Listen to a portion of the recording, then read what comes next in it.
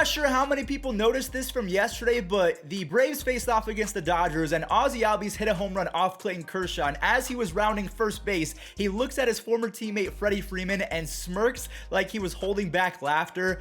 How can you not love the game of baseball? But anyways, what's going on, everyone? It's Fuzzy. Welcome back to yet another MLB recap. If this is your first time on the channel, don't be afraid to hit that subscribe button because we're on the road to 400,000 subs. I might give away a PlayStation 5 or an Xbox once we get there. Yelich and Belly, they might be back. They both hit home runs yesterday. Yordan Alvarez sent a baseball to space. We're going to talk about if he's a top 5 hitter in baseball. And Manny Machado, he's playing like an MVP right now. Make sure you guys are using code Fuzzy on SeatGeek to save yourself 20 bucks off your entire baseball ticket order, or if you're going to any concerts. So if you're going to any baseball games, you will no longer be able to see Jake Arrieta, as he announced he is hanging up his cleats and retiring from the game of baseball. The 2015 second half was one of the greatest halves of any pitcher ever. He had 2 complete game shutouts, including a no-hitter versus the Dodgers, and he ended the second half with a .75 ERA in 110 innings. He then threw another no-hitter in 2016 and shredded up my Cleveland baseball team in the World Series, and all I have to say is Jake Arrieta, prime Jake Arrieta, is going to be missed. So let's talk about 2 former Jake Arrieta teams, shall we? The Orioles and the Cubs, they played some baseball games yesterday. Baltimore was in Oakland for the A's home opener, and 17,000 people showed up, which is solid, but that's only 50% capacity, and it was the home opener, but again, it was against the Orioles, so I guess I'll cut them some slack. And also, apparently the A's have upped season ticket prices even after they just completely gutted their roster, so I don't know what's happening down in Oakland. But both pitchers only allowed 1 earned run through the first few innings. Spencer Watkins gets through 5 while only allowing 2 base hits, and Frankie Montas uses his unhittable splitter to get through 6 innings and also only allows 2 base hits. Frankie is able to get some run support in the bottom of these 6, and it all started on an error. Defense does matter. Sheldon Noisy makes some noise, and then Pache does the same a little bit later to break the game open 5-1, and I feel so bad for Orioles fans. Like, at least the Oakland A's are fighting. They are 6-5 on the season. The Orioles are 3-7. I really need Ali Rutschman to get healthy, and I need Grayson Rodriguez to get the call, because the Orioles right now, they're just not a good baseball team, and they haven't been for, I feel like, the last decade. Like, when's the last time the Orioles were good? Back when they had Machado and Adam Jones? It's been a while. So we know that Jake Arrieta starred with the Cubs, so let's go ahead and talk about them. They faced off against the Rays yesterday, and Seiya Suzuki got helped out by the elements. I'm almost sure that the cold weather allowed this ball to pop out of Choi's stiffened up glove, because yeah, leather kind of constricts when it gets cold. Patrick Wisdom says, "Thank you very much," and he hurts this baseball. A 2-run, 420-foot blast. This was all that the Cubs could muster off of McClanahan, who tossed 6 very solid innings. Tampa Bay ends up clawing back to tie it at 2 runs apiece when Ian Happ delivers in the clutch. His RBI single in the 7th scores Seiya Suzuki, and Frank the Tank muscles one up against a righty in the 8th inning. Suzuki collects another hit in the 8th, so he extends his hitting streak to 9 games, which is the longest by any Japanese player to start a career. David Robertson stuff isn't what it used to be back when he was with the White Sox and the Yankees, but he is crafty enough to get outs. All right, let's move on over to the Twins and the Red Sox. Kyle Garlick flicks his barrel through the zone, and he's able to barely get this ball to leave, so that home run went 364 feet, and then Jorge Polanco, almost the exact same swing, he barely beats him. Polanco's 2-run wall scraper goes 5 feet further, so Garlick at 364, Polanco was at 369, giving Dylan Bundy a lead that he can work with. But apparently, though, he only needed a few runs. He adds another quality start to his 2022 belt, tossing 5 1/3 with 6 strikeouts, and he's only allowed 1 earned run to score over his first 10.1 innings of work. So let's see if Dylan Bundy can recapture the magic that he had in 2020. Head to the 8th inning in what was still a very winnable game for the Boston Red Sox, and that's enough of the optimism. A few wild pitches and a Jorge Polanco single pushes the Twins to a run total of 8. And again, I've said this before in other recaps, if Joe Ryan and Dylan Bundy and Bailey Ober can just be average for the rest of the season, the Minnesota Twins have a very good chance of winning the Central and making the playoffs, because that offense can really put you on their back. We have back-to-back 8-3 box scores. Yordan Alvarez was back in the lineup, and to me, this is just my opinion. I feel like Yordan is a top 5 hitter in baseball, and if you don't believe me, just watch this home run. And he drills one deep to right field.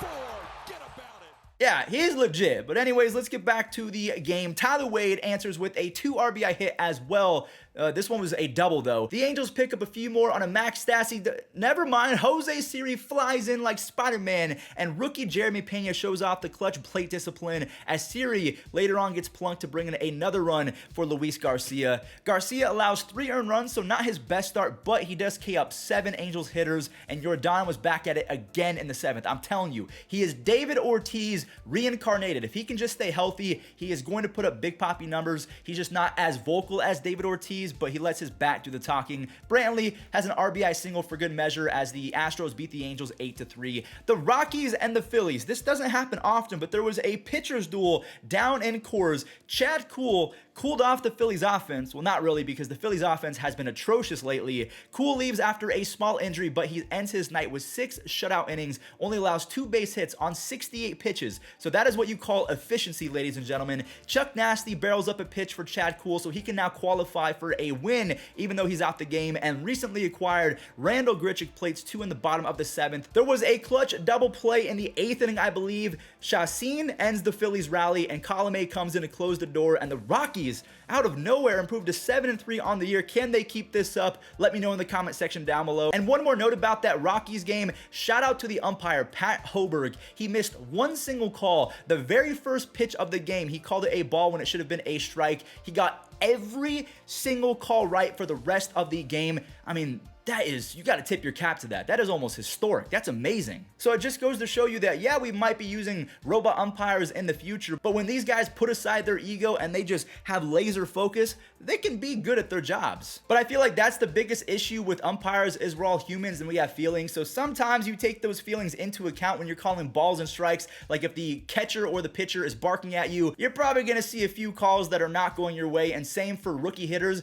Julio Rodriguez has been screwed by umpires just because he's a rookie and doesn't get the veteran calls. It's stupid. So the Rockies won 4-1 against the Phillies, and there was another 4-1 ball game, the Padres and the Reds. Sean Manaea was making his home debut, and the Boo Birds were out for former Padre Tommy Pham. I don't know why you would boo Tommy Pham. The Padres pretty much chose not to sign him, so he used that to fuel him, and he powers a ball 425 feet. But Manny Machado has his pitchers back. He rips a 2-run home run in the bottom half of the first. He is basically hitting 320 with 3 stolen bases in his first 11 games, so he is getting it done in every facet of baseball. Ha-Seong Kim picks up his first RBI of the year, giving Sean Manaea unnecessary run support because he didn't need it. 5 shutout innings after that first, where he gave up the home run to Tommy Pham. He strikes out 6 Reds, and Will Myers shows off his tools. Either way, Taylor Rogers comes in for the Padres, and he collects his 5th save of the season. The Dodgers and the Braves, a storybook start. Freddie with the classic other way swing, and Kershaw was really good through 4 innings. And speaking of 4, LA's offense breaks the game open in the 4th.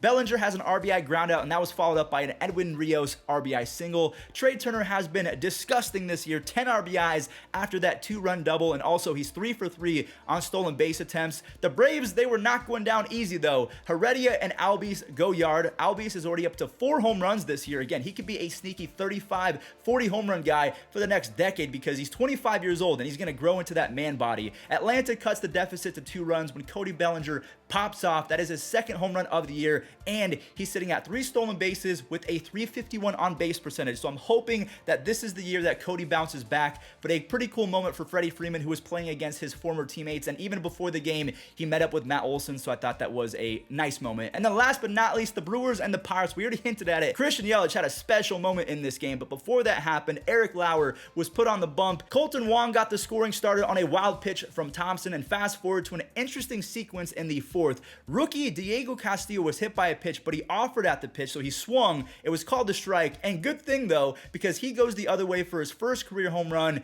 How about that? Colton Wong does his job and lifts a ball to bring home Omar Narvaez on a sac fly. Willy Adames takes a walk to load the bases for Yelich, and he does not miss that cookie directly down the middle. He clears the base. This honestly felt like a nature is healing moment because Yelich and Belly both went yard. There was once a point where they were having conversations on who was going to be the MVP in the National League. They both have kind of fallen off, but I do want to mention Yelich also has 8 walks on the season, so he's now sitting at a 395 on base percentage. So Yelich and Bellinger are both seeing the ball very well this year. Hopefully they can keep it up. Eric Lauer must have gotten angry after that Castillo home run. He goes 6 innings with 5 strikeouts, and the Brewers rotation is stupid. When you have Eric Lauer as your number 5 guy behind Adrian Hauser, Freddie Peralta, Brandon Woodruff, and Corbin Burns, in the comment section down below, if you could have any starting pitching staff in baseball, would you rather have the Brewers, the Mets, or the Giants staff? Let me know. All right, everyone, that is going to do it for today's MLB recap. Thank you all so much for watching. Remember to subscribe because we talk baseball every single day. If you're going to any games or concerts, save yourself some money, use code Fuzzy on SeatGeek, and enjoy the rest of the web gems from yesterday. Lifts this one to right. Aquino had a good read on contact, and he makes the sliding grab. That was dying in a hurry. If you take that little fake step back towards the wall to try to read it, you don't get that ball. Well, up the middle, Velasquez dives. What a play! Got him! The kid has absolutely no fear. Hard hit. Snagged by Devers on the dive. He'll throw. Little off target, but Sanchez backs away. He's out. Got a pick. Out at first base. What a throw by Diaz. Keep pace. Fastball is stabbed by Freeman. There's a little help for the pen. We'll be selling Freddie t-shirts here. Just like Freddie 3 times on. Yeah.